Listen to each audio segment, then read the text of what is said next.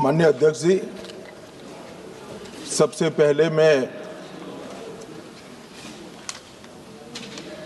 Red corridor के नाम से जो पूरा क्षेत्र जाना जाता था, 12 राज्य, 70% भूभाग और 20 करोड़ की आबादी एक क्षेत्र में रहते सभी आदिवासी भाइयों बहनों की ओर से आपका धन्यवाद करना चाहता हूं कि आपने इस चर्चा का आज यहां पर हमें परमिशन दिया है। माननीय अध्यक्ष जी, वो सालों से चाहते थे कि इनका दर्द, इनकी वेदना, इनकी परेशानी, नक्सलियों द्वारा किया गया उनको अन्याय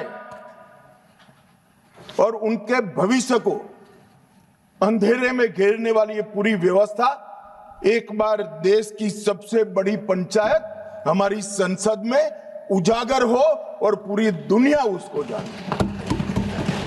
मगर लंबे समय तक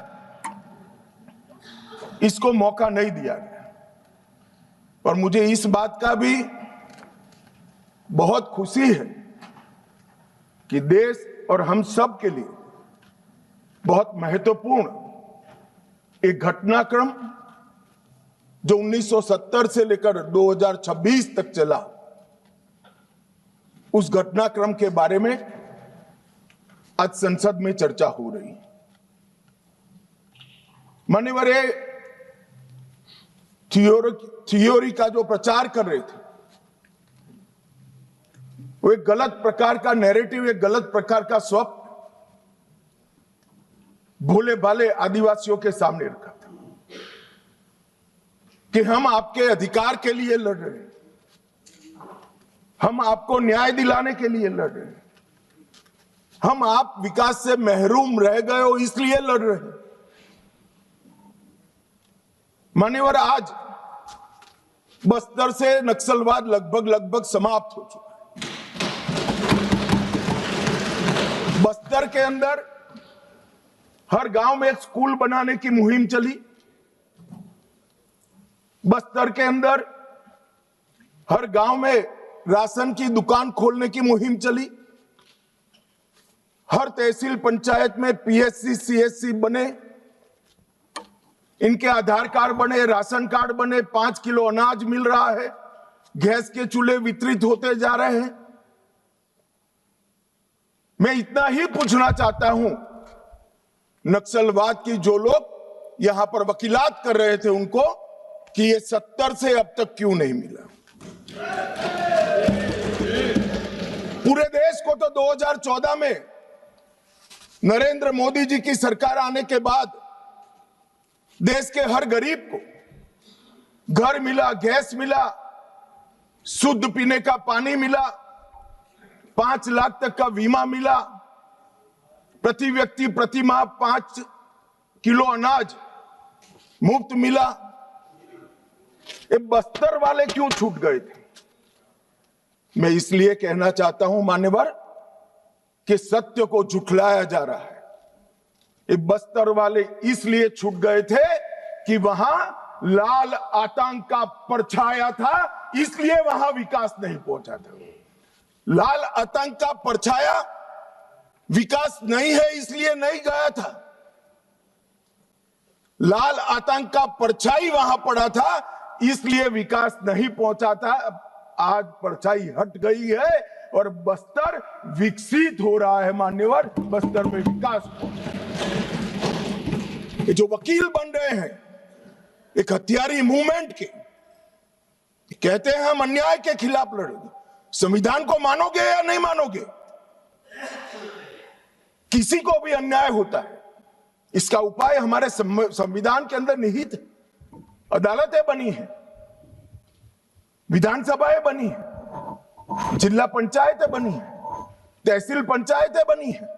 ये पूरी व्यवस्था को नकार कर हाथ में हथियार उठा लोगे? ऐसा कैसे चलेगा? और जस्टिफाई जो करे उनको मैं कहना चाहता हूं, वो समय चला गया। ये नरेंद्र मोदी की सरकार है, जो हथियार उठाएगा उसको हिसाब चुकाना। इस तरह से नहीं चलेगा। सरकार संवेदनशील है, सभी समस्याओं को सुनना चाहती है, निराकरण भी चाहती है। यही संसद ने ढेर सारी योजनाएं बनाई है, मगर इसका इंप्लीमेंटेशन भी आप नहीं करने दोगे, क्योंकि आपकी आइडियोलॉजी और आपका अवैध शासन वहां पर चलता रहे। मैं आज पूछना चाहता हूं, अभी कांग्रेस के लोग बहुत जोर जोर से आदिवासी का विकास नहीं हुआ, विकास नहीं हुआ, विकास नहीं हुआ कहते थे, और राजकुमार रोज जैसे आदिवासी युवा सांसद भी वोट की लालच में कांग्रेस का समर्थन कर रहे थे, कांग्रेस की थियोरी का समर्थन कर रहे। मैं उनको पूछना चाहता हूं, भाई 75 साल में 60 साल तो शासन आपने किया, आदिवासी अभी तक विकास के बगैर क्यों बच गया? विकास तो अब आकर नरेंद्र मोदी जी कर रहे हैं। 60 साल तक उसको घर नहीं दिया, उसको पानी नहीं दिया, इसके लिए स्कूल नहीं बनी, मोबाइल टावर नहीं पहुंचने दिए, बैंक की फैसिलिटी नहीं पहुंचने दी, और अब आप हिसाब मांग रहे हो। अरे भाई, जग थोड़ा तो अपने गिरेबान में झांक कर देखो कि दोषी कौन है। मान्यवर, मैं पूरा बताऊंगा। मान्यवर, 12 राज्य, छत्तीसगढ़, तेलंगाना, आंध्र प्रदेश, ओडिशा, महाराष्ट्र, मध्य प्रदेश, झारखंड, बिहार, बंगाल, केरल, कर्नाटक का कुछ हिस्सा और उत्तर प्रदेश के 3 जिले, ये पूरा रेड कॉरिडोर बनाकर रखा और वहां कानून का शासन समाप्त कर दिया। 12 करोड़ लोग गरीबी के अंदर सालों तक जीते रहे, किसी ने चिंता नहीं की। हजारों युवाओं की मृत्यु हुई। एक एनजीओ की अगर मान ले तो इधर और साइड से 20,000 युवा मारे गए। कई पूरा जीवन दिव्यांग बन गए, अपाहिज बन गए, नर्क का जीवन जी रहे हैं और उनके तक विकास भी नहीं पहुंचा। मान्यवर, कौन जिम्मेदार है इसके लिए? क्या इस देश की सबसे बड़ी लोकतंत्र की पंचायत ने क्षीर नीर कर इस पर चिंतन नहीं करना चाहिए, या अपने गढ़े गढ़ाई थियोरी लेकर घूमते रहना चाहिए? मैं बाद में बताता हूं कि नक्सलवाद का मूल कारण विकास की डिमांड नहीं है, एक आइडियोलॉजी है। जिस आइडियोलॉजी को अपने राष्ट्रपति पद का चुनाव जीतने के लिए 1970 से इंदिरा जी ने स्वीकार कर लिया, ये वामपंथी विचारधारा के कारण नक्सलवाद फैला। मान्यवर, प्रधानमंत्री मनमोहन सिंह जी ने पूरे देश के सामने स्वीकारा था कि कश्मीर और नॉर्थ ईस्ट की तुलना में भी देश की आंतरिक सुरक्षा की सबसे बड़ी समस्या हथियारी माओवादी, मगर कुछ नहीं हुआ। मान्यवर, 2014 में परिवर्तन हुआ और मोदी जी के शासन के अंदर कई सारी वर्षों पुरानी समस्या का निराकरण हुआ। धारा 370 हट गई, 35A हट गई, राम जन्मभूमि पर भव्य मंदिर बन चुका है, जीएसटी इस देश में आज वास्तविकता बनकर रहा है, सीएए का कानून आ गया है, विधायी मंडलों में मातृशक्ति को 33% आरक्षण दिया गया है। कई सारे बड़े काम जो आजादी के वक्त से इस देश की जनता चाहती थी कि कभी ना कभी हो, वो सारे काम नरेंद्र मोदी जी के 12 साल में हुए और अब ये नक्सलवाद से मुक्त भारत की रचना भी नरेंद्र मोदी जी के शासन के अंदर ही हो रही है। ये 12 साल एक प्रकार के देश के लिए बहुत शुभंकर साबित हुए। देश को गरीबी से मुक्ति दिलाने के लिए, देश के युवाओं के लिए नई शिक्षा पद्धति लाने के लिए, देश की आंतरिक और बाह्य सुरक्षा को सुनिश्चित करने के लिए, इस देश के मूलों से न जुड़ी हुई पॉलिसियों को दरकिनार करने के लिए ये 12 साल में बहुत कुछ हुआ है। मगर मैं मानता हूं, अगर कोई पॉलिटिकल साइंस का विद्यार्थी इसका रेटिंग करना चाहेगा कि ये सारी चीजों से सबसे बड़ा फायदा किस फैसले और किस सिद्धि से हुआ है, तो निसंकोच वो पॉलिटिकल साइंस का विद्यार्थी नक्सल मुक्त भारत को नंबर 1 पर रखने से जरा भी नहीं। मान्यवर, ये जो बड़ी घटना देश में आकार लेने जा रही है, उसका पूरा श्रेय, उसका पूरा यश हमारे सीएपीएफ के जवान, विशेषकर कोबरा और सीआरपीएफ के जवान, राज्य सरकारों की पुलिस, विशेषकर छत्तीसगढ़ राज्य पुलिस और डीआरजी के हमारे जवान और वहां के स्थानीय आदिवासी बासिंदों को जाता है। अगर उनका सहयोग ना होता तो दुनिया में कई रिकॉर्ड है, बड़े बड़े तानाशाह जब जनता साथ नहीं देती है तो डूम हिलाकर भागे हैं। मगर यहां पर आज वामपंथी उग्रवाद समाप्त होने जा रहा है, इसमें जनता का भी बड़ा साथ है। और आज मैं फिर से एक बार इस चर्चा की शुरुआत में जो हजारों युवा मारे गए, जो सिक्योरिटी फोर्सेस के जवान शहीद हो गए, जिन्होंने अपना सर्वस्व इस देश की आंतरिक सुरक्षा के लिए बलिदान कर दिया, वो सभी को मन पूर्वक पूरे सदन की ओर से विनम्र श्रद्धांजलि देकर उसको एक्नॉलेज करना चाहता हूं। मान्यवर, ये जो विचारधारा है, इसका विकास से कोई लेन देन नहीं, विकास के मांग से भी कोई लेन देन नहीं। ये विचारधारा कौन सी है? क्या है माओवादी विचारधारा? इसका ध्रुव वाक्य क्या है? जब हम आजाद हुए, हमने कहा सत्यमेव जयते, सत्य का हमेशा विजय होता है। इनका ध्रुव वाक्य क्या है? कि सत्ता बंदूक की नली से निकलती है, ये इनका ध्रुव वाक्य है।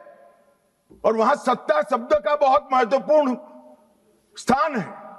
ये विकास के लिए नहीं है, अपने आइडियोलॉजी के अस्तित्व के लिए है, अपने आइडियोलॉजी के विजय के लिए है।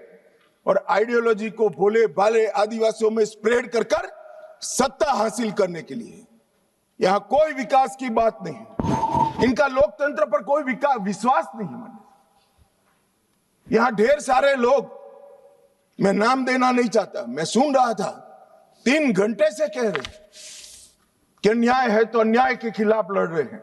भाई, लड़ने का तरीका क्या है? हम अंग्रेजों के शासन में नहीं रह रहे हैं। कुछ लोगों ने भगत सिंह जी और बिरसा मुंडा से कंपैरिजन कर दिया। क्या हिमाकत कर रहे हैं? शहीद भगत सिंह और बिरसा मुंडा, भगवान बिरसा मुंडा जो अंग्रेजों के सामने लड़े,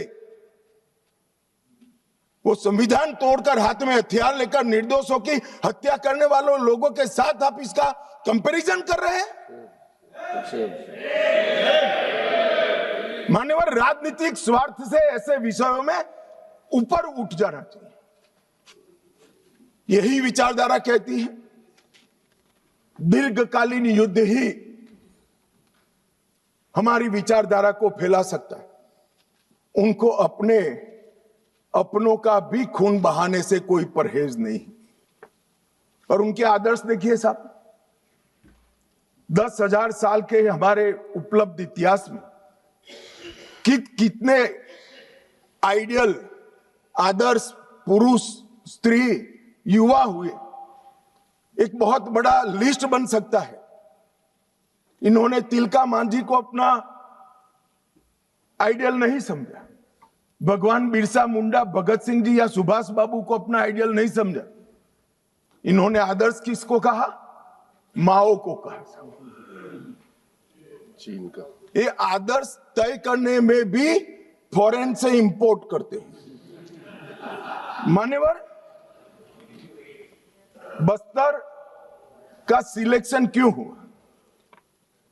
एक कार्यक्रम था भारत मंडपम में।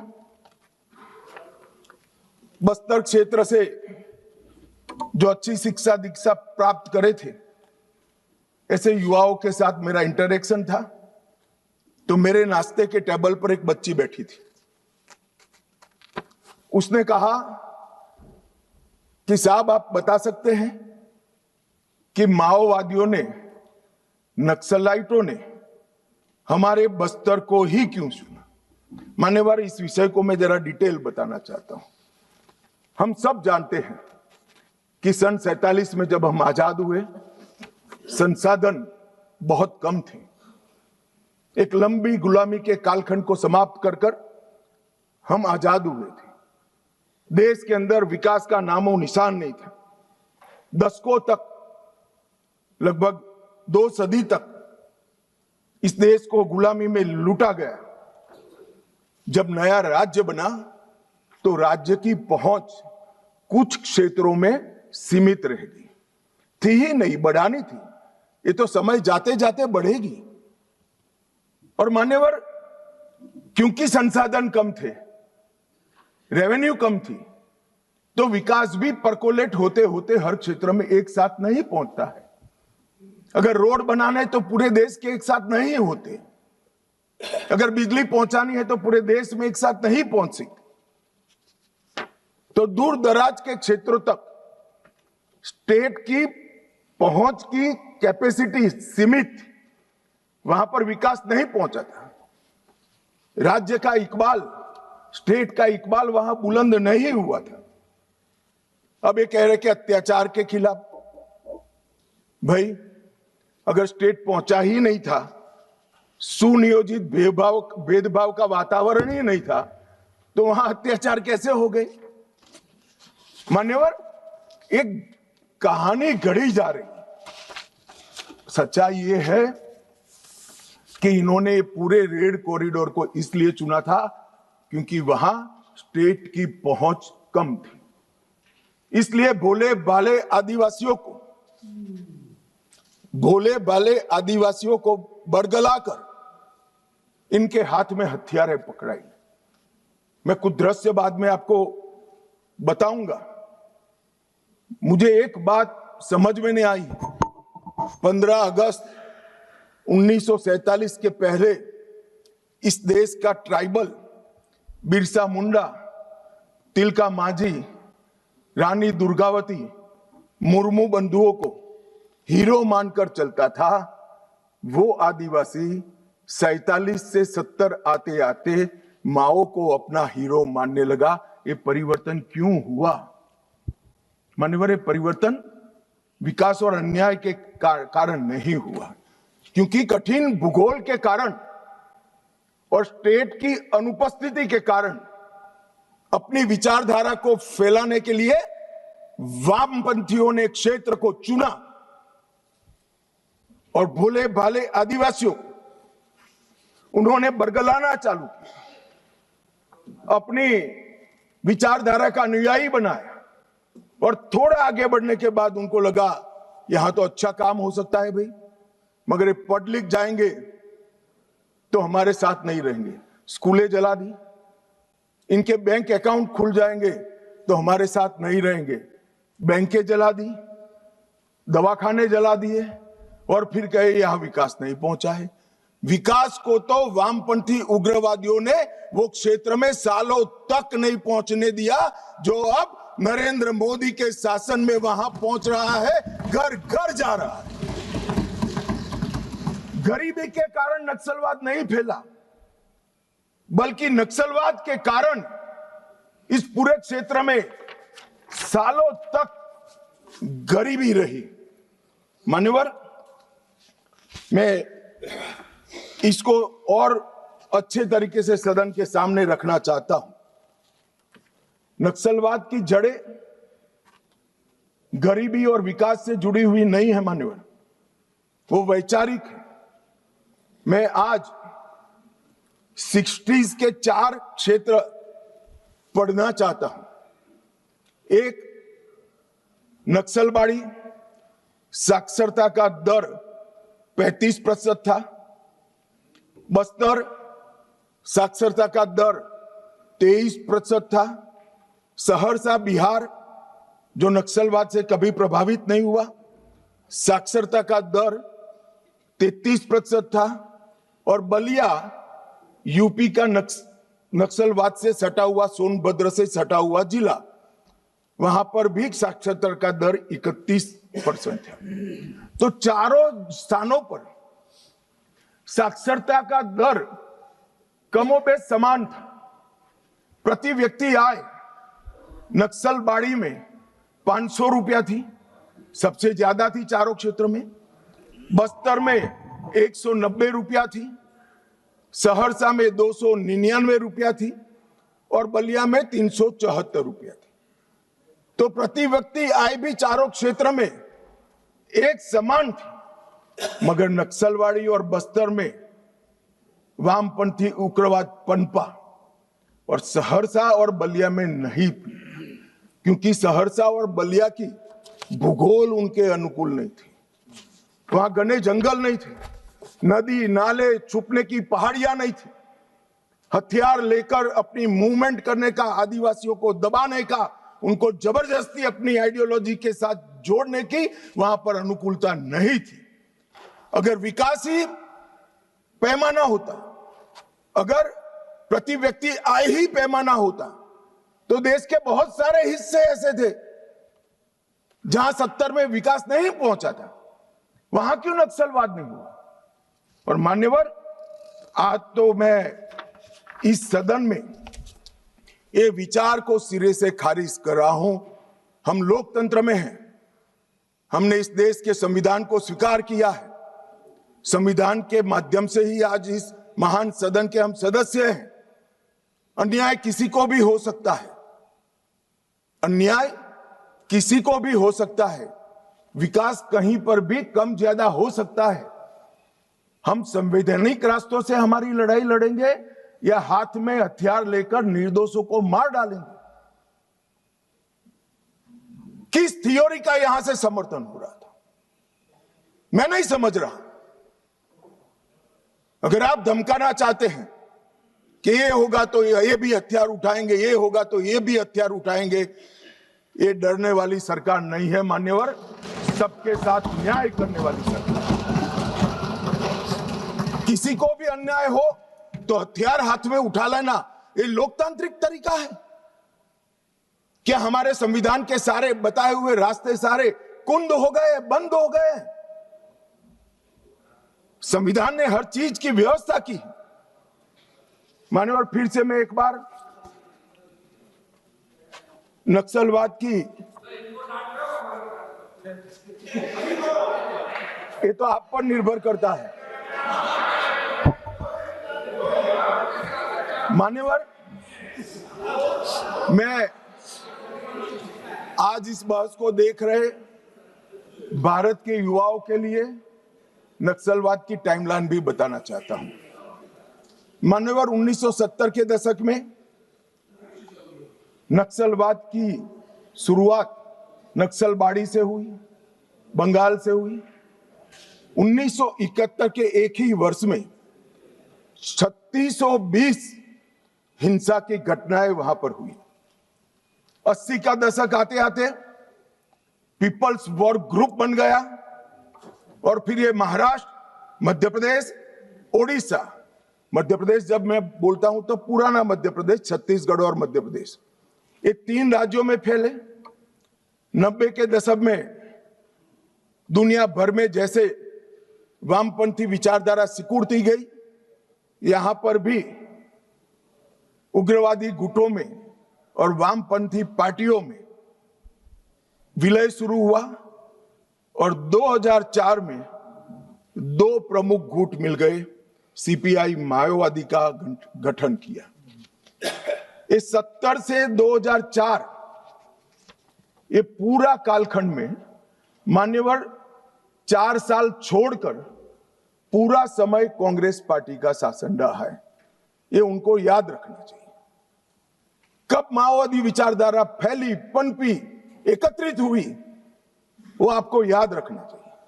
और मान्यवर 70 को भी मैं याद करना, अभी एक मान्य सदस्य जी ने बताया कि 70 में क्या हुआ था। 70 में एक नारा लगा था, आत्मा की आवाज पर मतदान का, अंतरात्मा की आवाज पर इंदिरा जी ने लगाया और संजीव रेड्डी के खिलाफ अपना एक प्रत्याशी उतारा।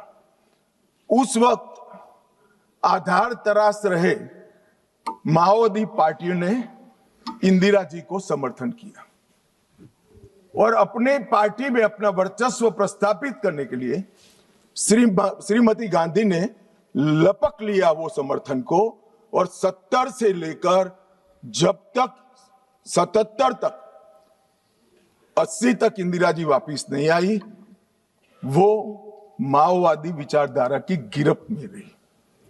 और मान्यवर यही समय है जब नक्सलबाड़ी से शुरू हुआ ये आंदोलन 12 राज्यों में फैल गए, देश के 17% भूभाग में फैल गए और 10% से ज्यादा आबादी में पहुंच गए।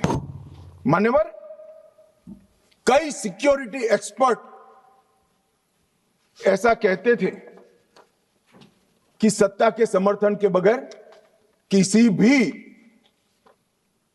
हथियारी मूवमेंट का देश के दिल में बीचों बीच तिरुपति से लेकर पशुपतिनाथ तक ये रेड कॉरिडोर संभव ही नहीं।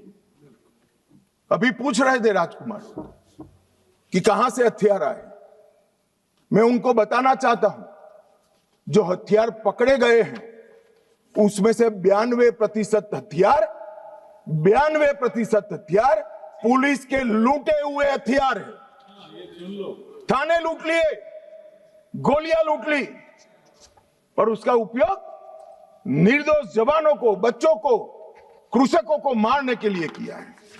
मान्यवर ये एक भ्रांति के तरह वामपंथी विचारधारा ने इसको प्रोपेगेंडा के माध्यम से फैला है, अपनी विचारधारा को टिकाने के लिए फैला है कि अन्याय से बचने के लिए हथियार हाथ में उठाए।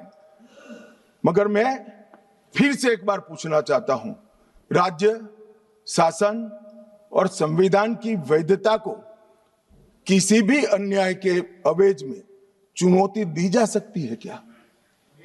अन्याय के खिलाफ लड़ने का हमारे संविधान ने रास्ता बनाया है, इसीलिए राजकुमार रोत यहां बैठे हैं, चुनाव लड़े इसलिए यहां बैठे हैं, वरना वो भी सरेंडर की लिस्ट में होते अगर हथियार लिया होता तो। आपने, हाँ, इसीलिए कहता हूं यही रास्ता है। हमने आज जिस व्यवस्था के निर्मूलन की मैं बात कर रहा हूं मान्यवर, वो लोकतंत्र की जड़ों पर वार कर रही है। लोकतंत्र का मूल सिद्धांत है किसी भी समस्या का समाधान बहस से निकल सकता है, हथियारों से नहीं निकल सकता। और मान्यवर इन्होंने इस देश में वैक्यूम खड़ा करने का प्रयास किया, स्टेट का वैक्यूम, सारी व्यवस्थाएं नष्ट कर गवर्नेंस का वैक्यूम, संविधान पर से श्रद्धा खत्म कर संविधान का वैक्यूम और पुलिस थानों को जलाकर सिक्योरिटी का वैक्यूम खड़ा करने का प्रयास किया है। मैं आज इस मंच से देश की जनता को ये बताने आया हूं कि माओवादी हिंसा करने वालों के, नक्सलिज्म की हिंसा करने वालों का दिन लद गया है। अब सरकार के लंबा समय नहीं चाहिए। और कई देशों में हुआ है, कंबोडिया, पेरू, कोलंबिया, कई देशों के इतिहास इससे भरे पड़े हैं। भयानक रक्तपात हुआ है। हमारे यहां भी 20,000 लोग मारे गए। मान्यवर ये एक वैचारिक लड़ाई, देश की जनता ने माओवादी उग्रवादियों को, वैचारिक लड़ाई है, माओवादी उग्रवादियों को अन्याय के खिलाफ हथियारों की लड़ाई मानने की गलती नहीं करनी चाहिए, क्योंकि वामपंथी विचारधारा अपना आधार खो बैठी है। इसलिए सारे वामपंथी ऐसे येन केन प्रकारेण अलग अलग थियरी रचित कर अपने अस्तित्व को टिकाने में पड़ी। इनका एकमात्र एजेंडा है देश में वैक्यूम खड़ा करना, देश के असंतोष को, स्वाभाविक असंतोष को हथियारों के माध्यम से दिशा देना। स्टेट का वैक्यूम, गवर्नेंस का वैक्यूम, संविधान का वैक्यूम, सिक्योरिटी का वैक्यूम और रक्तपात, यही उनका उद्देश्य है जो अब सफल नहीं होगा। मानिए, और कई सारे भोले भाले ग्रामीणों को एनिमी इन्फॉर्मर बताकर फांसी पर चढ़ा दिया। कौन सी अदालत ने फांसी पर चढ़ाया? इन्होंने जनता अदालत के नाम से एक फारस खड़ा किया, जहां ना कोई वकील है, ना कोई जज है, वो स्वयं बैठे हैं, वो स्वयं फैसले करते हैं और फांसी दे देते हैं। इसका जस्टिफिकेशन करते हुए मैंने तो सुना है, मैं आज नाम देना नहीं चाहता वरना यहां से खड़े हो जाएंगे। मान्यवर, इसका जस्टिफिकेशन नहीं हो सकता। इस देश में संविधान का राज है, फैसला संविधान द्वारा, सरकारों द्वारा रचित अदालतों में ही हो सकता है। और अगर किसी को अन्याय होगा है तो उसके ऊपर त्रिस्तरीय न्यायिक प्रणाली है। उन्होंने पैरेलल गवर्नमेंट चलाई। गवर्नेंस का वैक्यूम कैसे चला? पैरेलल गवर्नमेंट चलाई। छत्तीसगढ़ के बस्तर में उनका होम मिनिस्टर होता था, उनका न्याय मंत्री होता था, उनका लूटे हुए अनाज को बांटने वाला खाद्य और आपूर्ति मंत्री होता था। एक जनता ने सरकार के नाम से एक भ्रांति खड़ी करी और मान्यवर विकास की योजनाओं को इन्होंने रोकने का काम किया। इन्होंने संविधान और न्याय व्यवस्था को निशाना बनाकर संविधान का वैक्यूम खड़ा करना। कोई चुनाव न लड़े, मतदान नहीं होने देंगे, सरपंच कोई नहीं होगा, तहसील पंचायत, जिला पंचायत का सदस्य नहीं होगा, विधायक वो चाहते हैं वो ही जीत कर आएंगे। किस प्रकार की व्यवस्था खड़ी करना चाहते और इसका समर्थन कैसे हो सकता है? अब कह रहे बातचीत करो, जो कह रहे उनको मैं बताना चाहता हूं, मैं 50 बार कह चुका हूं सार्वजनिक मंचों पर, बस्तर में जाकर, बस्तर के हर तहसील में जाकर कह चुका हूं, हथियार डाल दीजिए, सरकार आपके पूरे पुनर्वसन की व्यवस्था करेगी, मगर हथियार नहीं डालेंगे। मान्यवर, हमारी सरकार का पॉलिसी है, चर्चा उसी से होती है जो हथियार डालता है, जो गोली चलाता है उसको जवाब गोली से ही दिया जाता है। ये हमारी सरकार का पॉलिसी, हथियार डाल दो। मैं आगे बताता हूं कितने लोगों ने डाल दिए और अब पुनर्वसन कर रहे हैं। और मान्यवर, इसका नतीजा ये आया कि 70 से 26 तक यहां ये चलता रहा। कई ऐसे हमले हुए, जहानाबाद का हमला, 1000 आर्म्स नक्सलियों ने सीआरपीएफ के कैंप को और जेल को कब्जे कर अजय कानू समेत 389 कैदियों को मुक्त कराकर ले गए। आंध्र ओडिशा सीमा पर दर्जनों स्कूलों और इंफ्रास्ट्रक्चर की सुनियोजित विनाश किया। हर ठेके में 20% का जनता ना टैक्स डालते रहे। मान्यवर, 70 ट्रकों में झारखंड में एक साथ आग लगा दी, 11 बोगियों में मालगाड़ी में एक साथ आग लगा दी और वार्षिक वसूली उनकी जनता ना टैक्स की, इनके ही सेक्रेटरी का जो कंप्यूटर मिला है, इसके हवाले से कह रहा हूं, 240 करोड़ रुपया थी। मान्यवर, 240 करोड़ रुपया। और इसको कैसे जस्टिफाई कर सकते, किस तरह से जस्टिफाई करते? मान्यवर, मैं आज ये नक्सलवाद मूल कहां से आया, परंतु हमारे देश के लिए वो किसी भी प्रकार से ऐसी स्थिति ही नहीं थी कि जहां इस प्रकार के साम्यवादी विचारधारा, लेफ्टिस्ट विचारधारा का पनपना हो पाए। मान्यवर, मैं 1905 से 1924 रूस में साम्यवादियों ने क्रांति करी। 1914 के युद्ध में रूस की आर्थिक हालत बहुत बिगड़ गई और वहां पर भूख, महंगाई, अव्यवस्था और 1905 में खूनी रविवार की घटना ने जनता का विश्वास शासन के प्रति तोड़ दिया और उसने 17 की क्रांति की नींव तैयार की। और मान्यवर, मजबूर होकर निकोलस द्वितीय ने गादी छोड़ दी। वहां पर एक वैक्यूम खड़ा हुआ और वैक्यूम को भरने के लिए वहां पर लेनिन की अध्यक्षता में साम्यवादी सरकार आई। इसी तरह से चीन में एक अव्यवस्था खड़ी हुई। करोड़ों किसानों गरीबी और भूखमरी से जीवन जी रहे थे और 1921 में कम्युनिस्ट चीनी पार्टी की स्थापना हुई। माओ उनके नेता बने। कम्युनिस्टों और कुओमिंटांग के बीच में, जो वहां के सो कॉल्ड राष्ट्रवादी थे, राजा के वफादार थे, इनके बीच में युद्ध हुआ और 34-35 में एक लॉन्ग मार्च हुई और मान्यवर, एक पीपल्स रिपब्लिक ऑफ चाइना की स्थापना 1939 में हुई। अब ये 1939 और 1925 वो दो महत्वपूर्ण घटनाएं हैं। इसका हमारे देश में क्या असर हुआ है समझिए साहब। जैसे ही रसिया में साम्यवादियों की सरकार का गठन हुआ, यहां पर 1925 में सीपीआई की स्थापना हुई, कम्युनिस्ट पार्टी ऑफ इंडिया। अब ये जो समर्थक है उनको मैं पूछना चाहता हूं, रसिया में कम्युनिस्टों की सरकार बनी, उसी वक्त यहां सीपीआई बना, सीपीआई की स्थापना हुई, इसके बीच में कोई रिलेशनशिप है क्या? ये सोचने की बात है। रसिया की सरकार ने स्पॉन्सर कर दुनिया भर में कम्युनिस्ट पार्टी की रचना की। इसका एक हिस्सा हमारे यहां बना हुआ है। अब जिस पार्टी की नींव ही किसी दूसरे देश की प्रेरणा से गई है, वो हमारे देश का भला कैसे सोचेंगे? इन्होंने तो अंग्रेजों का भी समर्थन किया था। 1964 में कम्युनिस्ट पार्टी मार्क्सिस्ट बनी। ये भी समझने जैसा है कि सीपीआईएम क्यों बना। मान्यवर, 64 में 1969 में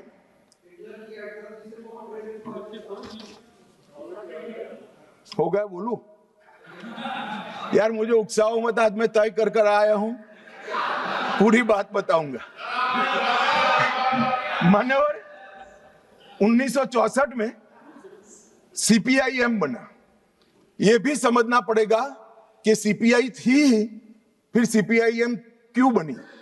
मान्यवर, 1964 में सोवियत रशिया और चीन के बीच में झगड़ा हुआ, तो दोनों साम्यवादी राष्ट्र के अंदर अलग अलग विचारधारा की साम्यवादी सरकारें आई। जैसे अलग अलग विचारधारा की आई, तो यहां पर चीन की भी एक समर्थित पार्टी सीपीआई मार्क्सिस्ट खोल दी, जो अभी बोल रहे थे, अपने अमराराम जी बोल रहे थे। मान्यवर, ये दोनों पार्टियां कम्युनिस्टों की, एक रसिया में जब क्रांति हुई तब हुई, और एक रसिया के चीन के बीच मतभेद हुआ तब हुई। इसके बाद 69 में संसदीय राजनीति का विरोध करने के लिए, मेरी बात ध्यान से सभी लोग सुने, आपके माध्यम से मैं देश को भी कहना चाहता हूं, 1969 में सीपीआई एमएल मार्क्सिस्ट की स्थापना हुई।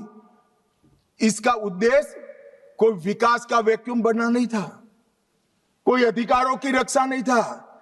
उसके संविधान में उद्देश्य था संसदीय राजनीति का विरोध कर सशस्त्र क्रांति करना, जो रसिया और चीन में कर चुके थे। मगर यहां राजाशाही नहीं बची थी, अंग्रेज यहां था नहीं, यहां संविधान से चलने वाली एक लोकतांत्रिक सरकार बन गई थी। फिर क्यों संसद का विरोध? चुनाव लड़ते, जीत कर आते, अपनी बातों को लोगों को मनवाते, मगर वैसे तो कोई बात सुनेगा नहीं। इसलिए सशस्त्र क्रांति, क्रांति कई प्रकार की होती है। वैचारिक क्रांति होती है, कुछ लोगों ने गीतों लिखकर क्रांति की है, महात्मा जैसे लोगों ने अहिंसक क्रांति करी थी। इन्होंने सशस्त्र क्रांति और दूसरा संसदीय राजनीति का विरोध करना, ये दो उद्देश्यों के साथ सीपीआई मार्क्सिस्ट बना और मान्यवर यही आज के माओविस्ट है। ये मूल समझे बगैर अन्याय अन्याय अन्याय अन्याय रटे जा रहे। भाई अन्याय के लिए नहीं बनी है, हमारी संसदीय राजनीति का विरोध करने के लिए, संसद का जिसका आप सदस्य हो इसका विरोध करने के लिए बने। उसके बाद में 75 में जैसे ही कांग्रेस का समर्थन मिला, एमसीसी माओइस्ट बनी और बिहार झारखंड केंद्रित पार्टी बनी। फिर पीडब्ल्यूजी 80 में बना, वो आंध्र केंद्रित बना।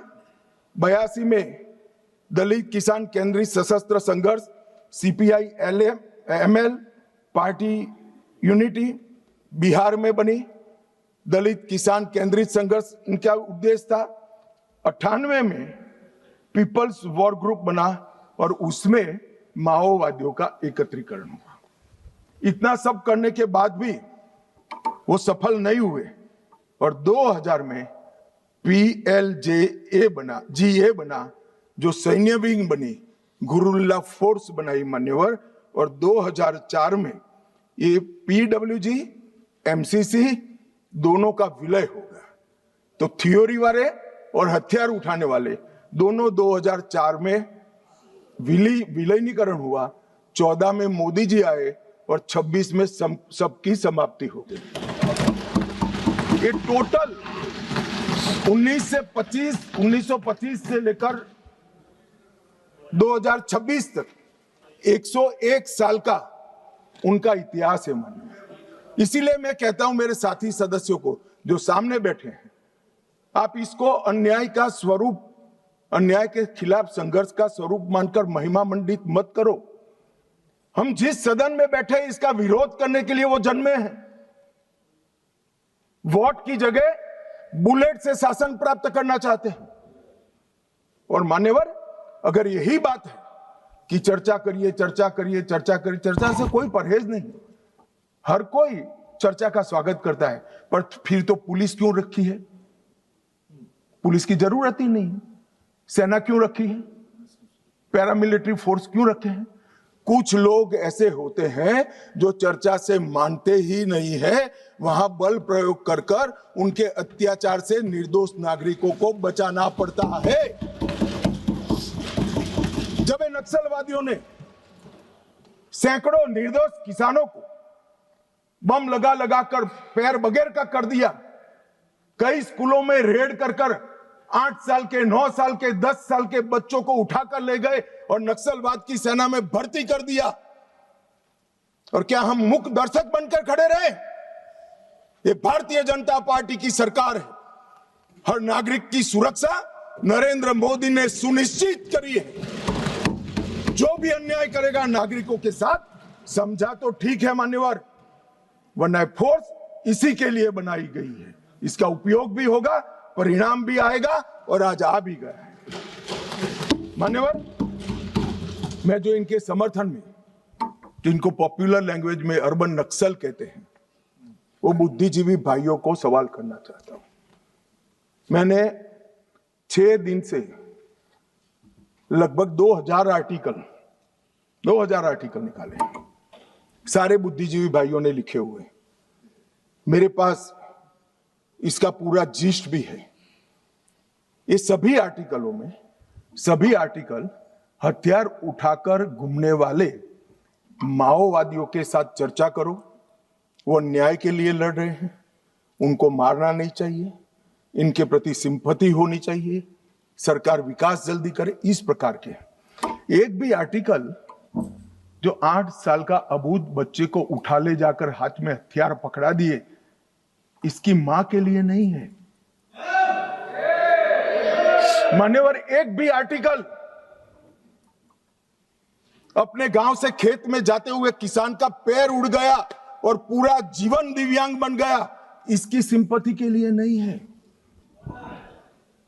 5000 से ज्यादा सिक्योरिटी फोर्सेस लड़ते लड़ते शहीद हो गए, उनकी विधवाओं के लिए एक भी आर्टिकल नहीं है। इनके अनाथ बच्चों के लिए एक भी आर्टिकल नहीं है। आपकी मानवता संविधान तोड़कर हथियार लेकर घूमने वालों के लिए ही है। इनके हथियारों से जो नागरिक मारे जा रहे हैं, इनके लिए आपकी मानवता नहीं है। मानवता के दोहरे चरित्र को मैं स्वीकार नहीं करता मान्यवर। ये मानवतावादी नहीं है, नक्सलियों के समर्थक है। अगर मानवतावादी होते तो वो किसान का पैर उड़ गया इसकी भी चिंता होगी, वो अबूझ बच्चे से इसका बचपन छीन लिया इसकी भी चिंता होती। मान्यवर, वो हाथ में हथियार लेना नहीं चाहते, गरीबों के हाथ में हथियार दिलाकर अपनी विचारधारा को, अपनी आइडियोलॉजी को पनपाना चाहते हैं, मगर उनके भी दिन लग गए हैं। स्पष्टता से सुन लीजिए, ये पूरे देश में अब जागरूकता आई है। और क्या हुआ है, पूरा देश आज सुन रहा है, पूरा देश आज समझ रहा है। मान्यवर, मैं आज एक और बात बता दूं। किसी सदस्य ने जिक्र किया सलवा जुड़म का, और कांग्रेस के नेता और सारे लोग, मैं नाम देना नहीं चाहता वरना फिर से खड़े हो जाएंगे। मान्यवर, सलवा जुड़म का जजमेंट जो है इसका पक्ष लेते हैं। मान्यवर, सलवा जुड़म की शुरुआत 2005 में राज्य समर्थित, मतलब सरकार समर्थित जन आंदोलन के रूप में हुई। आदिवासी युवाओं को एसपीओ बना गया, जिसको कोया कमांडो कहते थे, और उनको ये जो आतंक फैलाते थे इनके सामने लड़ने के लिए ट्रेनिंग दी गई। मान्यवर, एम्बुश की रणनीति जो अपना रहे थे, इसके खिलाफ उसी प्रकार की रणनीति अपनाने का निर्णय हुआ। अब मैं ये पूछना चाहता हूं कि सलवा जुड़म की शुरुआत किसने की? मान्यवर, किसी बीजेपी के कार्यकर्ता ने नहीं की थी।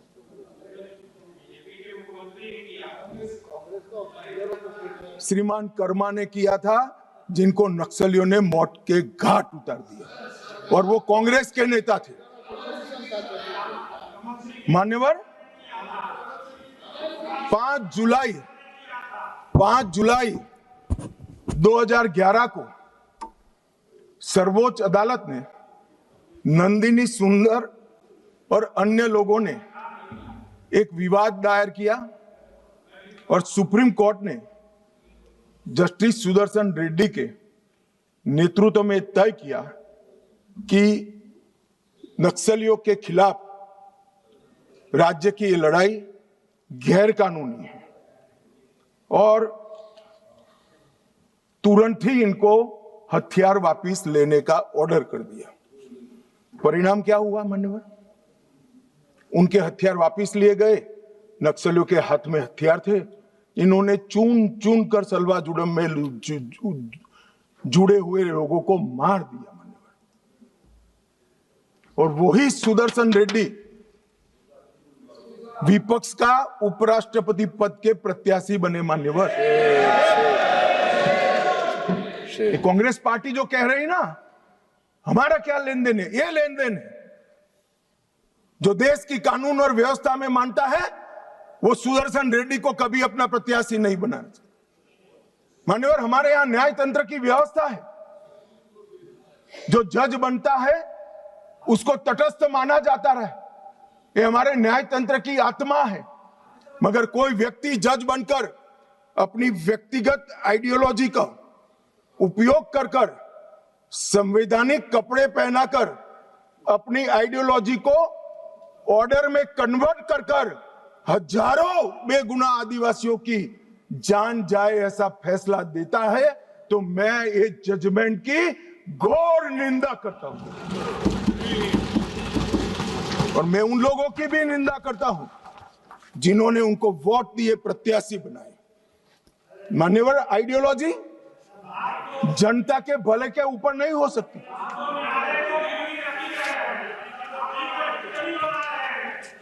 मान्यवर, आइडियोलॉजी कभी अबूझ आदिवासियों की सुरक्षा के ऊपर नहीं हो सकती। आइडियोलॉजी जनता के भले से ऊपर नहीं हो सकती। मान्यवर, ये कह रहे हैं विकास नहीं है, विकास नहीं। 2014 के पहले का मैं बोलूंगा तो फिर से हो हल्ला करेंगे, मगर 14 के बाद का तो बोलने का मुझे अधिकार है मान्यवर, क्योंकि हमारी पार्टी की सरकार है, हमारे नेता के नेतृत्व में, नरेंद्र मोदी जी के नेतृत्व में सरकार चल रही है मान्यवर। 2014 के बाद ये पूरे क्षेत्र में 17,589 किलोमीटर सड़कें बनाने का मंजूरी दिया है, जिसमें 12,000 किलोमीटर सड़कें बन चुकी हैं। ये विकास की बात करें, वो इसलिए हो रहा है कि धीरे धीरे धीरे नक्सलवाद समाप्त हो रहा है, वरना वहां सड़कें नहीं होती थी। आईडी गाड़ देते थे, ट्रकों को जला देते थे, और लगभग 20,000 करोड़ रुपया खर्च हो चुका है। 20,000 करोड़ रुपया। मोबाइल टावर, लगभग 5,000 मोबाइल टावर 6,000 करोड़ के खर्चे से हम लगा चुके हैं मान्यवर। वहां पर दूरसंचार पहुंचेगा तो ये दुनिया के साथ जुड़ेंगे, देश के साथ जुड़ेंगे, विकसित भारत के साथ जुड़ेंगे मान्यवर। 2 अन्य योजनाओं में और 8,000 4G टावर बनाने का हुक्म नरेंद्र मोदी जी ने किया है। बाद में दिल्ली जितनी ही कनेक्टिविटी छत्तीसगढ़, महाराष्ट्र और तेलंगाना के आदिवासी क्षेत्र में होगी मान्यवर। 1804 बैंक शाखाएं 12 साल में खुली है, 1321 एटीएम खुले हैं, 37,850 बैंकिंग कॉरेस्पोंडेंस बनाए गए और 6,025 डाकघर खुले। ये सिर्फ 12 साल में हुआ है, आगे कुछ नहीं हुआ। चर्चाएं करी, विकास माओवादियों ने होने नहीं दिया। हमने माओवादियों के साथ चर्चा नहीं करी, उनको समाप्त किया और विकास को आगे बढ़ाया। 259 एकलव्य आदर्श विद्यालय हमने बनाए मान्यवर। इसके साथ साथ 46 ITI, 49 SDC sickle development centre बनाए, 16 कौशल विकास केंद्र बनाए और लगभग इस सब में 800 करोड़ रुपया का और खर्चा ये 12 साल में हमने किया है। जगदलपुर छत्तीसगढ़ में जहां CSC PSC नहीं थे, वहां पर 240 बिस्तरों का सुपर स्पेशलिटी अस्पताल हमने बनाया। सिविक प्रोग्राम में 212 करोड़ के कार्य किए, जो स्वास्थ्य शिविर और दवाओं के जुड़े हुए हैं, और जनजातीय युवा एक्सचेंज के कार्यक्रम भी हमने बनाए। सिक्योरिटी के लिए, राज्यों की सहायता के लिए SRE लेकर आए, 10 साल में 3,000 करोड़ दिया। स्पेशल इंफ्रास्ट्रक्चर स्कीम लेकर आए और 5,000 करोड़ दिया। एक्सटेंडेड SIS योजना लेकर आए और 2,000 करोड़ दिया, और 4,000 करोड़ केंद्रीय निधि द्वारा क्रिटिकल पब्लिक इंफ्रास्ट्रक्चर, जैसे पानी की छोटे पानी की टंकी है, जोड़ने वाली पुलियां हैं, गांव के अंदर पंचायत घर बनाना है, इसके लिए 4,000 करोड़ रुपया दिया। मान्यवर, ये क्यों हो पाया और 70 से अब तक क्यों नहीं हुआ था? कांग्रेस पार्टी करना नहीं चाहती थी, ऐसा नहीं है। करने जाते थे वो धमाके कर मार देते थे। हमने धमाके करने वालों को समाप्त किया, तो ये विकास अब हो रहा है और विकसित बस्तर की रचना मान्यवर हो रही है। मान्यवर, अब मैं आ रहा हूं हथियारी माओवादियों के खिलाफ जो हमारे पैरामिलिट्री फोर्सेस ने जो अभियान चलाया, उस पर आ रहा हूं। 2014 के बाद क्या बदला मान्यवर? CAPF तो वही है, स्टेट पुलिस भी वही है। 2014 के बाद क्लियर पॉलिसी और स्ट्रॉन्ग पॉलिटिकल विल इस काम में जुड़ी है। नरेंद्र मोदी जी ने यह स्पष्ट कर दिया, इस देश के किसी भी कोने में, चाहे कश्मीर हो, चाहे उत्तर पूर्व हो, चाहे वामपंथी उग्रवादी विस्तार हो, गैर कानूनी प्रवृत्ति नहीं चलेगी। इस पर कठोर हाथों से काम सेंटर और स्टेट के बीच में अलाइनमेंट हुआ। स्टेट की कैपेसिटी में गवर्नमेंट, गवर्नेंस और पुलिसिंग तीनों में हमने सुधार किया। सीएपीएफ और स्टेट पुलिस का समन्वय बढ़ाया। एक्शनेबल इंटेलिजेंस को नीचे तक परकोलेट करने की व्यवस्था की और जिम्मेदारियां भी स्पष्ट कर दी। मान्यवर, ऑल एजेंसी अप्रोच शुरू किया।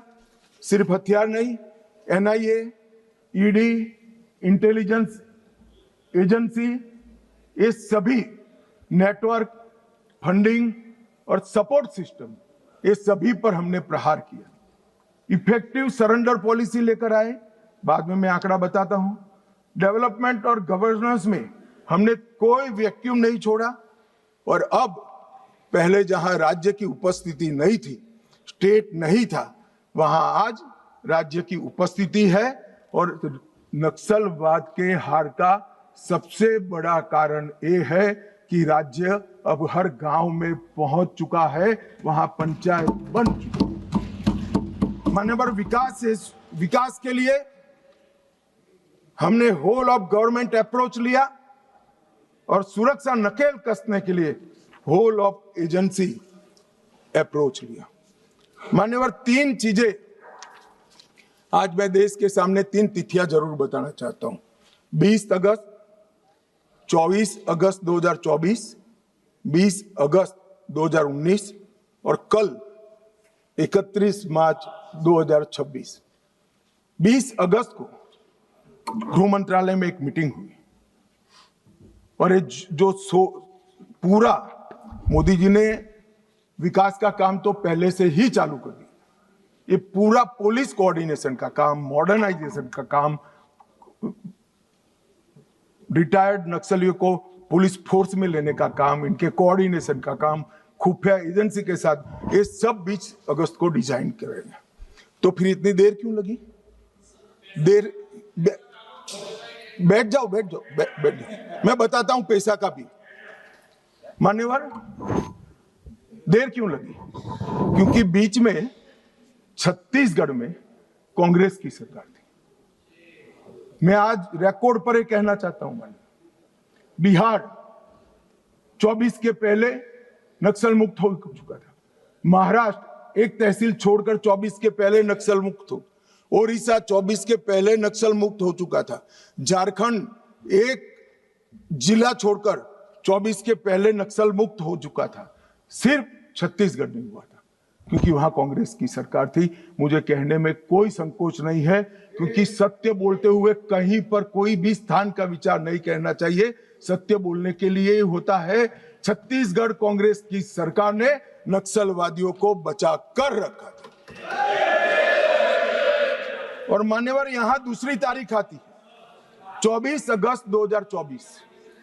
2024 की शुरुआत में हाँ, एलिगेशन ही है, एलिगेशन है। हाँ, एलिगेशन, समर्थन करना है। एक मान्यवर, मैं किसी व्यक्ति के सामने नहीं कर रहा हूं, मुझे रूल्स न समझाएं। और व्यक्ति के सामने करना है तो भूपेश बागल को पूछो, प्रूफ रजू करूं क्या यहां पर? हाँ बोले तो बोलो, वरना फंस जाओगे। मान्यवर, जनवरी 2024 में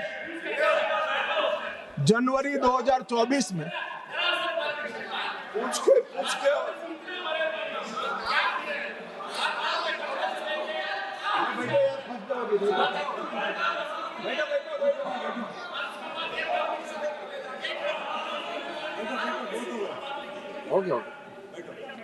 मान्यवर, 2024 में छत्तीसगढ़ में सरकार बदली।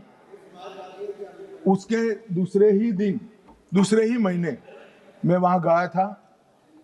भाजपा की सरकार ने पूरा समर्थन का भरोसा दिया, साझा रणनीति बनी और 24 अगस्त 2024 को मैंने घोषित किया था कि 21 मार्च 2026 को ये नक्सलवाद पूरे देश से हम समाप्त करें। और उसके बाद जो हुआ वो मैं बताना चाहता हूं। मान्यवर, सुरक्षा घेरे में हमने बढ़ोतरी करी। मोदी जी के 11 साल में 596 फोर्टिफाइड पुलिस स्टेशन बने। नक्सल प्रभावित जिले जो 14 में 126 थे, आज सिर्फ 2 बचे। मोस्ट इफेक्टेड जिले 2014 में 35 थे, आज 0 है। नक्सल घटनाएं दर्ज करने वाले पुलिस स्टेशन जो 350 थे, आज 7 है। कैंप पिछले 6 साल में 406 नए सीएपीएफ के कैंप बनाए, 68 नाइट लैंडिंग हेलीपैड बनाए, 400 बुलेट प्रूफ ब्लास्ट प्रूफ गाड़ियां हमारे जवानों को दी गई, 5 अस्पताल हमारे जवानों के लिए बनाए गए और कम्युनिकेशन की सारी व्यवस्था चुस्त दुरुस्त कर दी गई। मान्यवर, परिणाम क्या हुआ? यहां बहुत सारे सांसदों ने कहा कि मारना नहीं चाहिए, वार्ता करनी चाहिए। मैं आंकड़े उनके लिए पढ़ रहा हूं। 24, 25 और 26 इसका संयुक्त आंकड़ा मान्यवर में पढ़ता हूं। मारे गए नक्सली 3 साल के अंदर 26 के अब तक मार्च तक 706 नक्सली मुठभेड़ में मारे गए। गिरफ्तार कितने हुए मान्यवर? 2218 गिरफ्तार हुए। उनको पकड़कर हमने जेलों में डाला है, अदालतों की शरण में ले गए और आत्मसमर्पण कितना किया? 4839 लोगों ने आत्मसमर्पण किया। और आप हमें संवाद की बात कर रहे हो? 4839 सरेंडर हुए, 2218 जेल में गए हैं और सिर्फ 706 जो सरेंडर होने नहीं थे, जिनको बैन में रखा था, उनको पुलिस ने मुठभेड़ में मार गिराया है। और मैं कहता हूं शासन का यही अप्रोच होना चाहिए। जो वार्ता करना चाहता है उसके साथ वार्ता करनी चाहिए, और जो हमारे जवानों पर, किसानों पर, आदिवासियों पर, बच्चों पर गोली चलाता है उसका जवाब गोली से देना चाहिए। यही शासन का रूल होता है, यही शासन का नियम होता है।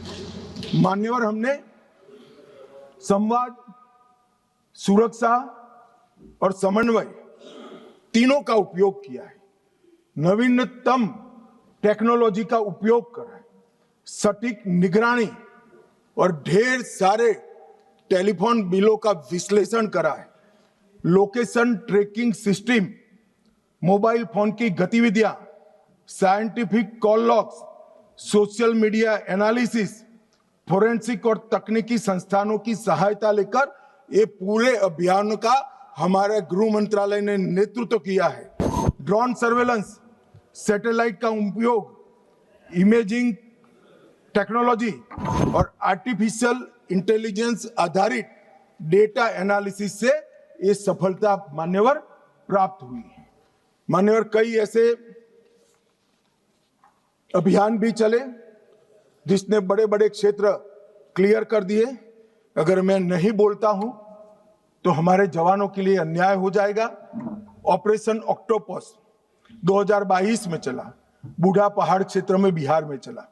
Operation double would Gumla, Lohardaga और लातेहार जिलों में चला।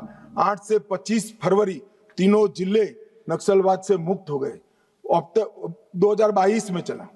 ऑपरेशन थंडरस्टॉर्म झारखंड के सरायकेला, पश्चिमी सिंहभूम और खूंटी जिले में 1 से 3 सितंबर 22 में चला। ऑपरेशन भीमबंद मुंगेर जिले के जून व जुलाई 22 में चला।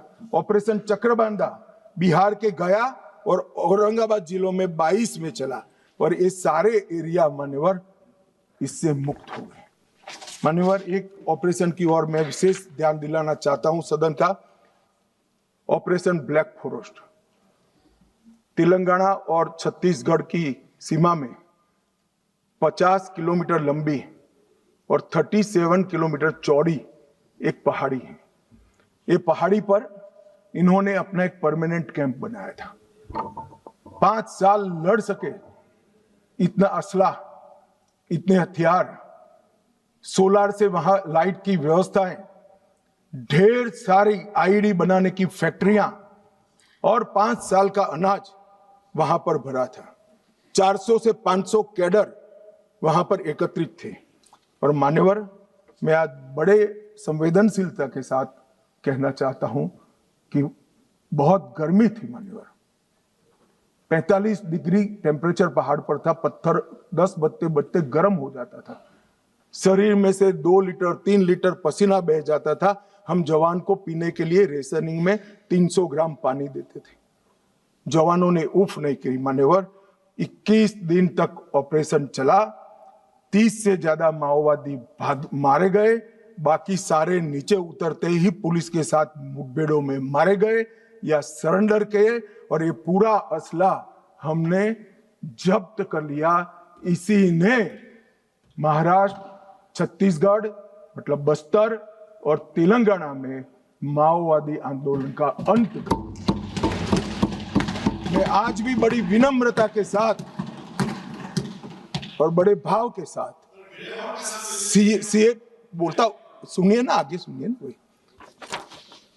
मान्यवर, बड़ी विनम्रता के साथ और बड़ी संवेदनशीलता के साथ कोबरा, सीआरपीएफ, डीआरजी और छत्तीसगढ़ पुलिस को मन पूर्वक इस सदन में सैल्यूट करना चाहता हूं मान्यवर। इन्होंने अमानवीय धैर्य का उपयोग कर इनके किले को तोड़ा है।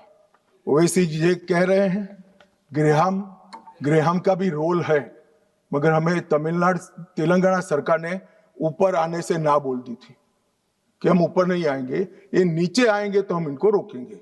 इसके लिए धन्यवाद। जो नीचे आए इसको रोका है, ऊपर नहीं आए मान्यवर। और ये आज जो 2024 की इनकी मुख्य कैडर है मान्यवर, इसकी स्थिति आज मैं बताना चाहता हूं। सेंट्रल कमेटी मेंबर और पोलिट ब्यूरो मेंबर 2024 की शुरुआत में कुल 21 थे। मेरी बात ध्यान से सुनिएगा, ये इनकी पार्टी का केंद्रीय नेतृत्व है। 21 थे, एक पकड़ा गया है, 7 सरेंडर हुए हैं, 12 मारे गए हैं और एक फरार है। उसके साथ भी वार्ता चल रही है। मुझे लगता है वो भी जल्दी सरेंडर कर देंगे। तो 21 के 21 सेंट्रल कमिटी मेंबर और पोलिट ब्यूरो मेंबर समाप्त हो चुके हैं और केंद्रीय व्यवस्था उनकी टूट चुकी। दंडकार्यालय में 27 स्टेट कमिटी थी, 27 की स्टेट कमिटी थी। 3 अरेस्ट हुए, 20 सरेंडर हुए, 11 मारे गए और 2 से बातचीत चालू हुई है। वो भी 37 के 37 लोग दंडकारण्य जो उनकी मुख्य स्टेट कमेटी थी वो समाप्त हो चुकी। Madhya Pradesh, Maharashtra, Chhattisgarh MMC state committee 3 surrender कर गए, 3 की ही बची थी। ओडिशा 4 बचे थे, 1 सरेंडर करा, 3 मारे गए। ओएससी ओडिशा 5 सरेंडर करे, 5 मारे गए, 10 ही थे। डिस्टर्ब रीजन ब्यूरो अरेस्ट 1 हुआ, 3 मारे गए, 1 फरार है। खाली मान्यवर 1 ही फरार है, तो 6 के 6 हो गए। और तेलंगाना में 6 सरेंडर हो गए, 3 मारे गए, 1 भी नहीं बचा है। तो उनकी पोलिट ब्यूरो मेंबर और सीएमसी ये पूरा समाप्त हो चुका है। और हमने लक्ष्य किया था कि 31 मार्च को नक्सल मुक्त करेंगे।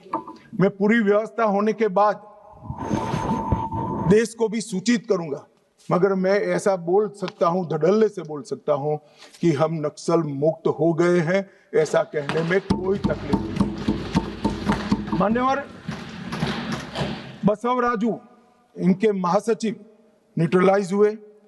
हिडमा जिन्होंने 27 लोगों को मारा था, 28 वर्ष से एक्टिव थे। बसवराजू जी 49 वर्ष से एक्टिव थे। विवेक 40 वर्ष से एक्टिव था, न्यूट्रलाइज हुआ। गजरल्ला रवि 11 वर्ष से एक्टिव थे, न्यूट्रलाइज हुए। कदारी सत्यनारायण रेड्डी 46 वर्ष से एक्टिव थे, न्यूट्रलाइज हुए।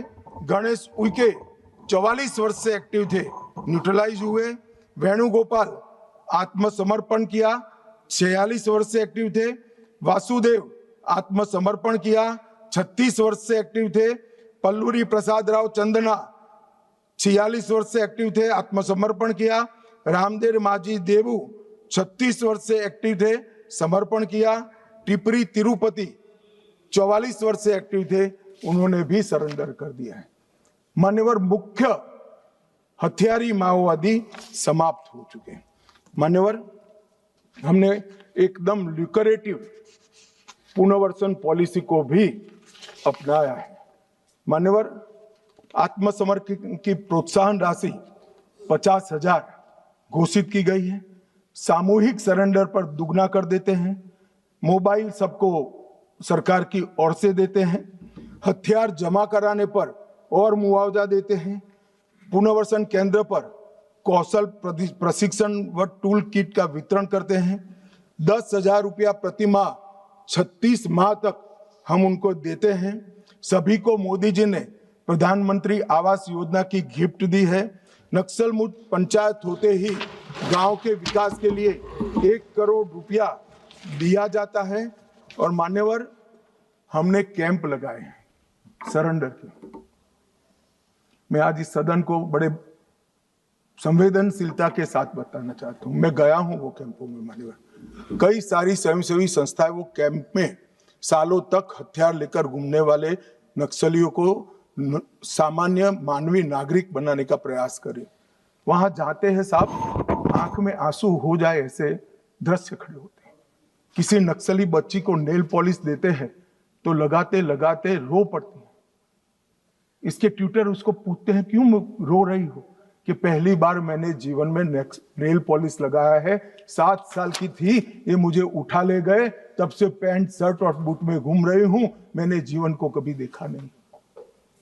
मान्यवर, लिपस्टिक लगाते लगाते वो रो पड़ते। मेहंदी हाथ में लगती है, उनकी खुशी का कोई ठिकाना नहीं रहता। वहां पर बस्तर में मान्यवर साप्ताहिक बाजार लगते हैं, उनके माँ बाप को मिलने के लिए ले जाते हैं। खुद तो माँ बाप के आशीर्वाद लेते हैं और नए जीवन की आशीर्वाद मांगते हैं। कुछ लोग माँ बाप को पीटने लगते हैं, क्यों दे दिया हमने नक्सलियों को, हमारा जीवन बर्बाद कर दिया। 25-25, 30-30 साल तक न पढ़े न लिखे, निरक्षर रहे, खाना नहीं मिला, पशुओं की तरह दौड़ते रहे, ना रात देखा ना दिन देखा, पूरा जीवन ही इनका तबाह हो गया। और जिसको भी ये नक्सलवादी हिंसा अन्याय का सामना लगती है, मेरे सबसे करबद्ध निवेदन है, एक कैंप में जाकर 2 रात बिताइए, आपको मालूम पड़ेगा ये नक्सलवादियों ने क्या किया। और यहां बैठकर फैशनेबल तरीके से इनका पक्ष लेना, कि इनकी सुनो, इनसे चर्चा करो, बहुत सरल है किसी के पास जवाब? ये 15,000 बच्चों के जीवन बर्बाद कर दिए, कौन जिम्मेदार है किसी के पास जवाब? क्या सारे बुद्धिजीवी अर्बन नक्सल जाकर देखिए कैंप में आपने क्या किया है। आप तो इसी चैम्बर में बैठकर कोर्ट के प्रोटेक्शन के अंदर आर्टिकल लिखते रहते हैं, वहां जीवन के जीवन उजड़ गए हैं और किसी को परवाह नहीं है। अपने आप को ह्यूमन राइट का चैंपियन मानते हैं। मैं पूछना चाहता हूं, 32 साल की आयु तक मेहंदी न लगाने वाली बच्ची के ह्यूमन राइट का कौन चिंता करेगा? मान्यवर, उसकी चिंता नरेंद्र मोदी करेंगे और कोई। इनका अधिकार जो छीन लिया है, इसका हिसाब कभी न कभी देना पड़ेगा। मैं तो जन्म से हिंदू हूं मान्यवर, कर्मों में मानता हूं। जिन्होंने भी शब्द से भी प्रचिन्न समर्थन नक्सलाइटियों का किया है, वो सब इस पाप के इतने ही भागीदार है जितना बंदूक लेकर घूमे। मान्यवर, इनकी नौकरी और रोजगार के लिए हमने ढेर सारे प्रयास किए। मान्यवर, कौशल केंद्र बनाए हैं, 12वां इनके बच्चों के लिए 12वीं तक की मुफ्त शिक्षा करी है। महिलाओं को 2 लाख का और पुरुषों को 5 लाख का ऋण की व्यवस्था है। वहां बस्तर ओलंपिक और बस्तर पंडुम, इसके माध्यम से संस्कृति और खेल का हम बढ़ावा कर रहे हैं। और वहां पर अब 1,20,000 कलाकारों ने बस्तर पंडुम में भागीदारी ली और 5,50,000 आदिवासी खेल खेले। मेरा तो विपक्ष के सभी उन सदस्यों से विनती है कि जो इसको न्याय की लड़ाई कहते हैं वो बस्तर पंडुम और बस्तर ओलंपिक में जाएं। मान्यवर, मेरे घर पर जिनके पैर उड़ गए, हाथ कट गए, आंख चली गई, ऐसे लोग आए थे, नाश्ता किए थे। मैं जानता हूं उनकी वेदना। राष्ट्रपति जी ने भी उनको बुलाया था। कभी 1 घंटा तो उनके लिए निकालो भाई। इन पर जुर्म डालने वाले को लिए भाषण करने के लिए आपके पास बहुत समय है। वो जुर्म का परिणाम देखने के लिए 1 घंटा निकालिए, ऐसा मेरा निवेदन है। मान्यवर, आज मैं यहां पर अंत में 2070 से नक्सली आतंक क्यों चला इसके तय में भी जाना चाहता हूं। मान्यवर, जब मनमोहन सिंह की सरकार बनी तब एक NSC बनी थी, नेशनल एडवाइजरी काउंसिल। PM की काउंसिल ऑफ मिनिस्टर तो हमने सुनी थी, पार्लियामेंट में बहस के दरमियान सदस्य एडवाइस दे वो भी सुना था। एक नई national advisory council, extra constitutional forum खड़ा किया गया जो देश के कानून बनाता था। इस फोरम में कौन था मान्यवर? सोनिया जी इसकी अध्यक्ष थी, हर्ष मंदर इसके सदस्य थे। उनके NGO अमन वेदिका में शीर्ष नक्सली नेता की पत्नी को जिम्मेदारी दी गई थी और रिकॉर्ड है कि वह उन नक्सलियों में शामिल थी जिन्होंने अपहरण के केस अर्बन एरिया में किए थे। और मान्यवर, NSC देश का नीति निर्धारण करती थी।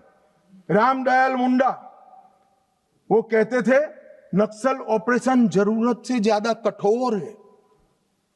ये प्रच्छिन्न समर्थन ने ही नक्सलियों की हिम्मत बढ़ाई। Shabnam Hashmi, Ram Puniyani, Usha Ramanathan, NC Saxena, Jean Dreze, Farah Naqvi और मान्यवर एक विनायक सेन, वो 2010 में अदालत द्वारा दोषी पाए गए, फिर भी प्लानिंग कमीशन की हेल्थ स्टीयरिंग कमेटी और ऐसे महत्वपूर्ण पदों पर उनको रखा गया। और जयराम रमेश ने एक महेश राउत को, जो नक्सली था, उसकी रिहाई के लिए तत्कालीन कांग्रेस के मुख्यमंत्री को पत्र लिखा था। और मान्यवर, ये नंदिनी सुंदर, रामचंद्र गुहा, EAS शर्मा, ये सारे लोग सलवा जुडम के केस के साथ भी जुड़े थे। मान्यवर, जब देश के सर्वोच्च सत्ता के केंद्र सरकार की एक एक्स्ट्रा कॉन्स्टिट्यूशनल अथॉरिटी जो PM के भी ऊपर थी, इसके सदस्य अगर नक्सलवाद के समर्थक हो तो आप मुझे बताइए मान्यवर, किस तरह से नक्सलियों का हौसला टूटेगा? कैसे टूटेगा? और एक कांग्रेस पार्टी ने किया था। ये भाग नहीं सकते मान्यवर, ये तो इतिहास है। और जो लोगों को विरोध है मेरी बात की, कल आने वाले दिनों में सैकड़ों पुस्तकें लिखी जाएगी जो आपके कारनामों से भरी हुई होगी। कैसे भागोगे?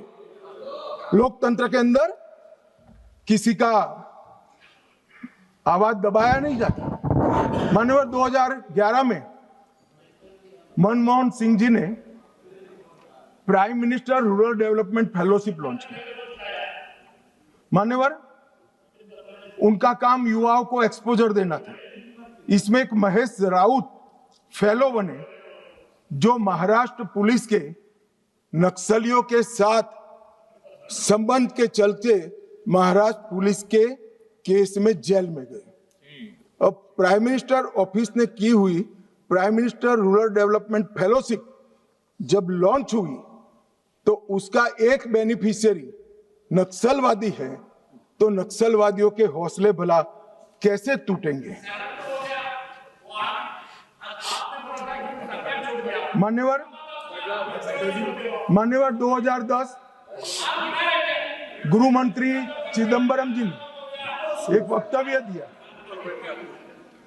चितलनार छत्तीसगढ़ में एक साथ 76 जवानों को मार दिया। उसके बाद जेएनयू, जिसका अभी अमरा राम जी महिमा मंडन करते थे, जेएनयू वो यूनिवर्सिटी में उत्सव मनाया, वहां एक नृत्य किया कि 76 पुलिस के जवान मारे गए और नृत्य में जमीन पर भारत का तिरंगा बिछाकर पैर के नीचे रख कर नृत्य किया। इसका समर्थन ये मान्यवर करते हैं। मान्यवर चिदम्बरम साहब 76 जवान मारे जाने के बाद किसी को खाना मुंह नहीं लगता, पानी हलक से नीचे नहीं उतरता है। मान्यवर चिदम्बरम साहब ने कहा, हम आपसे, मतलब कोट अनकोट है, और नक्सलियों को कह रहे, हम आपसे हथियार डालने के लिए नहीं कह सकते, क्योंकि हम जानते हैं आप ऐसा नहीं करोगे, क्योंकि आप हथियारबंद आजादी की लड़ाई में विश्वास करते हैं।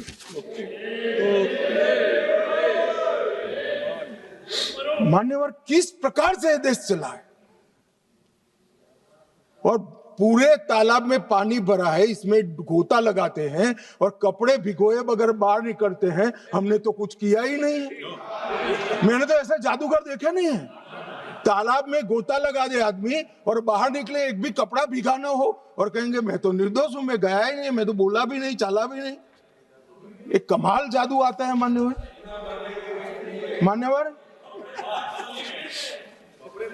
मैं अब उनके नेता की बात करना चाहता हूं, राहुल गांधी जी की। राहुल गांधी जी अपने लंबे राजनीतिक करियर में कई बार नक्सलों और उनके हमदर्दों के साथ देखे गए। भारत जोड़ो यात्रा में कई नक्सल फ्रंटल संगठन हिस्सा लिए, इसका रिकॉर्ड है। 2010 में ओडिशा में लाडो सिकोका के साथ मंच साझा किया। सिकोका ने उसी मंच से भड़काऊ भाषण दिया और राहुल गांधी को माला भी पहनाई। 2018 में हैदराबाद में गुम्माडी विट्ठल राव उर्फ गद्दार से मुलाकात की, जो विचारधारा के करीब रहे। मई 25 कोऑर्डिनेशन कमेटी ऑफ पीस, मान्यवर 2025 कोऑर्डिनेशन कमेटी ऑफ पीस, इसके साथ मुलाकात की। मान्यवर आज हिडमा जब मारा गया, मान्यवर 172 जवानों को मारने वाला हिडमा जब मारा गया, इंडिया गेट पर नारे लगे, कितने हिडमा मारोगे, हर घर से निकल लेंगे हिडमा। ये वीडियो को राहुल गांधी ने स्वयं ट्वीट किया है। कैसे बच सकते हैं? इन्होंने 70 से लेकर मार्च 26 तक नक्सलवाद का समर्थन किया है, नरसंहार का समर्थन किया है, और 20,000 लोग जो मारे गए, इसका दोषी अगर कोई एक है तो कांग्रेस की वामपंथी विचारधारा वाली पार्टी। नक्सलों के साथ रहते रहते ये पार्टी और उनके नेता खुद नक्सलवादी बन गए हैं। और इसका जवाब इस देश की जनता को चुनाव में देना पड़ेगा। ये बात यहां से रुकेगी नहीं, जनता की अदालत में जाएगी मान्यवर, और इसका जवाब उनको देना पड़ेगा। मान्यवर फिर से एक बार ये लड़ाई में जो जवान जिस फोर्स के शहीद हुए हैं, अपाहिज हुए हैं, और जो नागरिक मारे गए, वो सबको पूरे सदन की ओर से मनपूर्वक श्रद्धांजलि देकर मेरी बात को पूरा करता हूं।